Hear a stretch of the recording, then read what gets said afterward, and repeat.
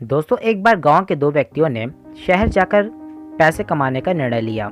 लेकिन शहर जाकर कुछ महीने इधर उधर छोटा मोटा काम कर दोनों ने कुछ पैसे जमा किए और फिर उन पैसों से अपना व्यवसाय प्रारंभ किया।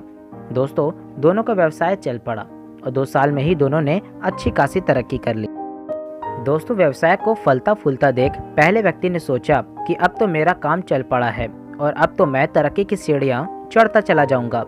लेकिन दोस्तों, उसकी सोच के विपरीत व्यापारिक उतार चढ़ाव के कारण उसे उस साल अत्यधिक नुकसान हुआ। दोस्तों, सबसे पहले उसने उस दूसरे व्यक्ति के व्यवसाय की स्थिति का पता लगाया जिसने उसके साथ ही व्यापार आरंभ किया था।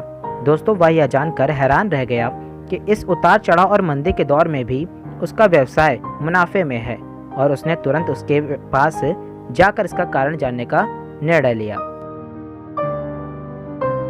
दोस्तों, अगले ही दिन वह दूसरे व्यक्ति के पास पहुंचा और दूसरे व्यक्ति ने उसका खूब आदर सत्कार किया और उसके आने का कारण पूछा। तब पहला व्यक्ति बोला, दोस्त, इस वर्ष मेरा व्यवसाय बाजार की मार नहीं झेल पाया और बहुत ही नुकसान झेलना पड़ा और तुम भी तो इसी व्यवसाय में हो। तुमने ऐसा क्या किया कि इस उतार चढ़ाव के दौर में भी तुमने मुनाफा कमाया।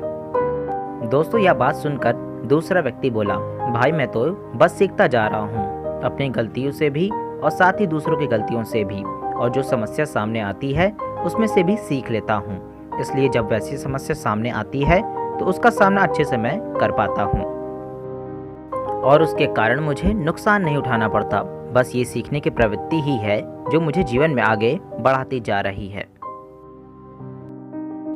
दोस्तों, दूसरे व्यक्ति की बात सुनकर पहले व्यक्ति को अपनी भूल का एहसास हुआ और सफलता के रास्ते में वो अति आत्मविश्वास से भर उठा था और सीखना छोड़ दिया था। और पहले व्यक्ति ने यह प्रतिज्ञा लेकर वापस लौटा कि कभी भी सीखना नहीं छोड़ेंगे। और दोस्तों, उसके बाद उसने कभी भी पीछे मुड़कर नहीं देखा और तरक्की की सीढ़ियां चढ़ता चला गया। दोस्तों, अंत में इस कहानी से हमें यह सीखने को मिलता है कि जीवन में कामयाब होना है तो इसे पाठशाला मानकर हर समय सीखते रहिए। यहाँ हमेशा नए परिवर्तन और नए विकास होते रहते हैं। दोस्तों, यदि हम स्वयं को सर्वज्ञाता समझने की भूल करेंगे तो जीवन की दौड़ में पिछड़ जाएंगे, क्योंकि इस दौड़ में जीतता वही है जो लगातार दौड़ता रहता है और जिसने दौड़ना छोड़ दिया उसकी हार निश्चित है। इसलिए दोस्तों, सीखने की ललक खुद में बनाए रखें और फिर कोई भी बदलाव और कोई उतार चढ़ाव आपको आगे बढ़ने से नहीं रोक सकता है। अगर दोस्तों आपको यह मोटिवेशनल स्टोरी पसंद आई हो तो अपने दोस्तों के साथ लाइक, शेयर और चैनल पर नए हो तो सब्सक्राइब करना मत भूलिएगा। मैं इसी तरीके से और भी वीडियोस बनाता रहूँगा। अभी के लिए मुझे दीजिए इजाज़त। आपका महत्वपूर्ण समय देने के लिए बहुत बहुत धन्यवाद।